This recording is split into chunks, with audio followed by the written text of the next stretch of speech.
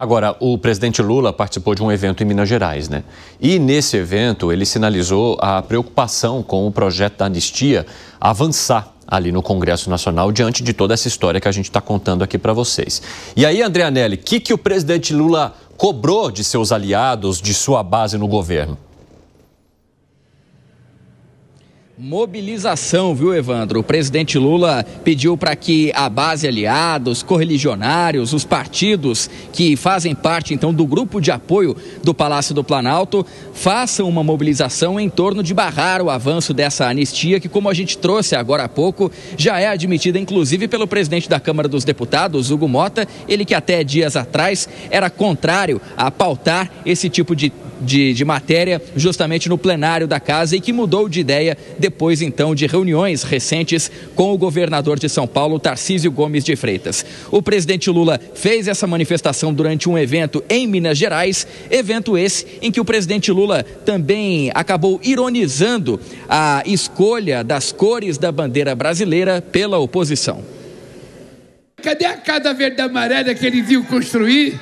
Cadê a Casa Verde e Amarela, a carteira verde e amarela, não sei o que lá verde e amarelo? Eles podem ter o sangue amarelo, o meu é vermelho. O meu sangue é vermelho, da cor do sangue de toda a humanidade, de todo animal vivo no mundo. Não tem ninguém com sangue amarelo. Nem barata tem sangue amarelo. Lembrando que além desse pedido de mobilização aqui do Palácio do Planalto aos congressistas do apoio do governo para que não deixe então esse projeto da anistia prosperar lá no parlamento, o próprio Palácio do Planalto conta também com o Supremo Tribunal Federal, o STF, que considera inconstitucional qualquer tipo de anistia ampla e restrita, como quer a oposição, porque acredita que essa anistia não pode ser aplicada em casos de golpe de Estado, em caso de crime contra a nação brasileira. Portanto, essa é uma aposta paralela aqui da Presidência da República, mas que nesse momento pede também uma mobilização no Congresso Nacional para que o projeto não tenha nem mesmo tramitação, não tenha nem mesmo avanço no parlamento. Evandro. Muito obrigado pelas informações, viu, André Anelli? Um abraço para você. Ô, Fábio Piperno, o presidente da República está falando, ô, galera aí, vamos dar uma mobilizada aí, porque senão esse projeto vai passar e nós vamos ficar mais uma vez assistindo a situações que são desconfortáveis para o governo federal. Ultrapassando as porteiras enquanto nós assistimos. Agora, você acha que o governo pode fazer algum movimento que impeça esse debate relacionado à anistia? Porque a pressão está bastante grande, né? Eu acho que o governo, inclusive, começou a se mexer e já fez, né? Por exemplo, quando o presidente se reuniu com o presidente do Senado, Davi Alcolumbre, o objetivo era esse, falar, Alcolumbre, então, você participa do governo, né? Você tem indicações de ministros e tal, então, né, contamos com você. Porque, vejam só, é claro que a próxima semana ela vai ser de debates ainda muito mais acalorados por conta da proximidade do julgamento. O general Paulo Sérgio, ele é um personagem que até eu citei aqui na semana passada, porque ele tinha passado meio que desapercebido, coisa de um mês atrás, quando ele foi prestar o depoimento no STF, ele disse algo parecido com isso aí. Mas naquele momento pouca gente prestou atenção. E veja, ele era o ministro da Defesa, ele era o principal chefe militar. Então, à exceção do almirante Garnier, todos os principais chefes militares do governo Bolsonaro corroboram essa versão, ou seja, de que houve sim uma proposta golpista. Agora, o que a gente discute é se do ponto de vista jurídico isso se enquadra, se encaixa ou não na categoria de crime. Então, esse é um assunto que sim, divide opiniões de juristas e tal, mas, como eu disse ontem, quer dizer, cadê o julgamento moral? Porque é o seguinte, quem propõe um golpe, quem faz uma reunião para propor um golpe, ou seja, eu perdi a eleição, gente, perdemos. Não, vamos dar um jeito aqui para não entregar o poder. O que a gente tem aí de instrumentos para isso? Ora, esse tipo de ação ela é inescrupulosa e imoral, Como é que não há? Como é que, enfim, a sociedade também não discute isso? Porque, veja, nós estamos diante de alguém que manifestou o seu DNA golpista e não conseguiu o seu intento por falta de condições objetivas. E, por fim, o deputado José Medeiros, ele está num vídeo que eu cito sempre, porque eu fiz uma edição de 1 minuto e 40 por aí, daquela sessão de 11 horas e meia, ouvi tudo, no dia 30 de novembro de 22, em que parlamentares chegaram a pedir intervenção militar. Ele pediu, por exemplo, o GLO. Ele pediu, tá lá. Aliás, para quem não estiver acreditando nisso, eu vou até republicar esse vídeo hoje no Instagram, saindo daqui. São 3 depoimentos de 3 parlamentares e vocês tirem as próprias conclusões.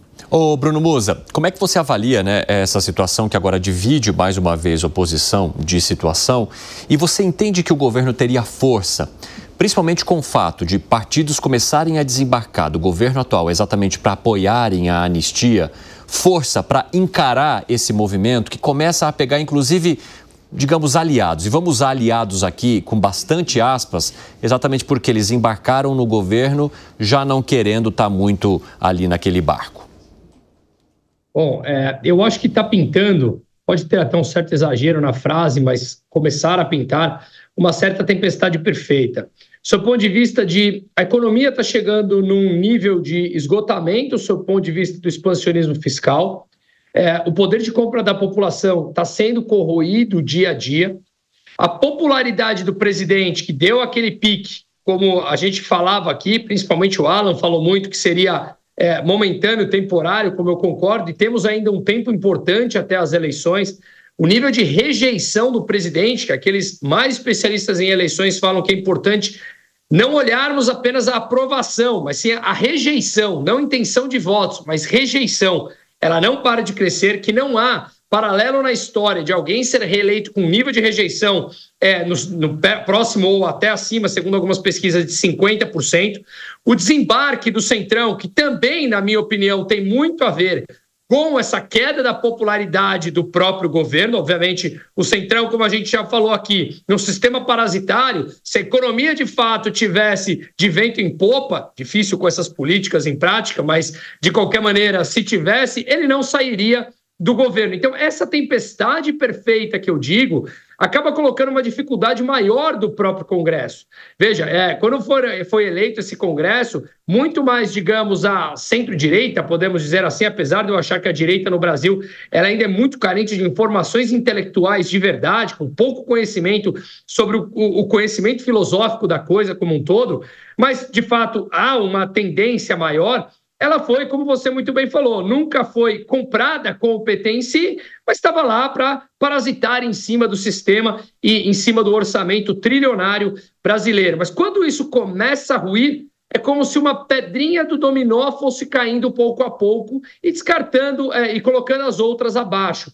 Portanto, o ambiente do próprio governo fica mais complicado. Se nós estivéssemos a 1 mês das eleições, provavelmente a situação seria mais favorável do governo, apesar do índice de rejeição altíssimo do que é hoje. Faltando todo esse tempo, com mais populismo por vir, que estrangula o orçamento já praticamente corroído por completo, e uma inflação que perturba especialmente a classe mais pobre, eu acho que isso começa a ficar mais difícil, e até por isso, esses discursos até, me perdoe, um pouco infantil, que a gente vê também do Trump, hein?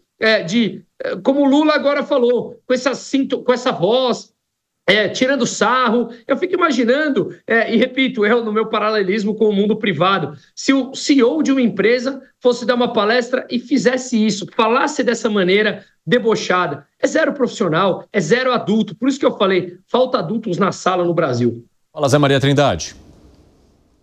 Pois essa mobilização que o presidente Lula está cobrando, ela é inteligente sob o ponto de vista eleitoreiro, né? Eu soube que depois da reunião ali, com a participação de líderes, o presidente do Senado falando sobre esplanada e ministros, o presidente Lula teve um tete-a-tete com o presidente do Senado, Davi Alcolumbre. E nessa conversa ali que foi tocado sobre essa história de chamar a população, chamar a opinião pública para discutir o tema. Então saíram de lá o presidente do Senado e o presidente Lula já com isso alinhavado. E é pertinente, né? Isso aí vai pegar, já pegou. É só olhar as plataformas digitais, né? Que são os oráculos modernos, né?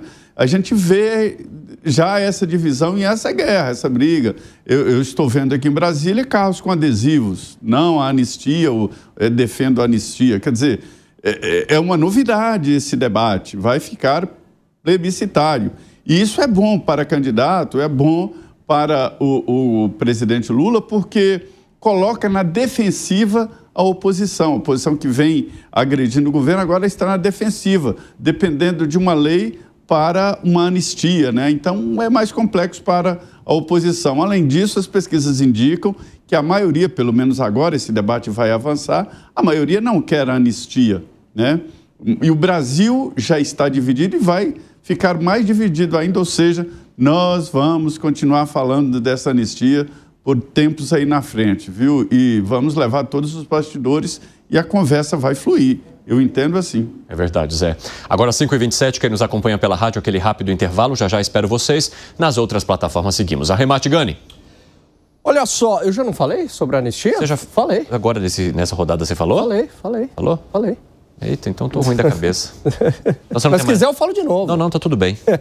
É verdade, né? Passei Piperno, você, Zé, Tá tudo bem? Bruno Musa. Calma, estão perguntando aqui, tá tudo bem? Violinos para mim. Não falei. Do Lula. Você não falou, não? Falei, é verdade. Esse é o filho da mãe. Não falei, deixa eu falar. Acabou de. Agora você vai falar, nem que você tiver que repetir. Olha, eu vejo o seguinte: talvez para o Lula, o melhor candidato para ele seria o Jair Bolsonaro. Eu vejo que é muito mais difícil o Lula enfrentar um Tarcísio do que o Jair Bolsonaro. Por quê? Porque com o Bolsonaro, ele cairia novamente na tal da polarização. Seria aquela eleição plebiscitária. Com o Tarcísio, você tem os votos da direita e você também pega os votos do centrão e vou além. Você pode pegar votos, inclusive, da esquerda. Para ele, é um terreno muito mais desconhecido e eu concordei. Quem levantou essa tese primeiro foi você, Piperno. Do quê? Que o Tarcísio seria muito mais difícil do que o Bolsonaro. Sim, naquele dado momento, sim, mas não que ele pegaria votos também da esquerda. Eu olhei aqui, quase caí da... Não seu, mas tem uma esquerda não ali, seu. Mas tem uma esquerda... Aliás, até você eu já meio dou uma duvidada também. Não, ela pode ficar tranquila. Não.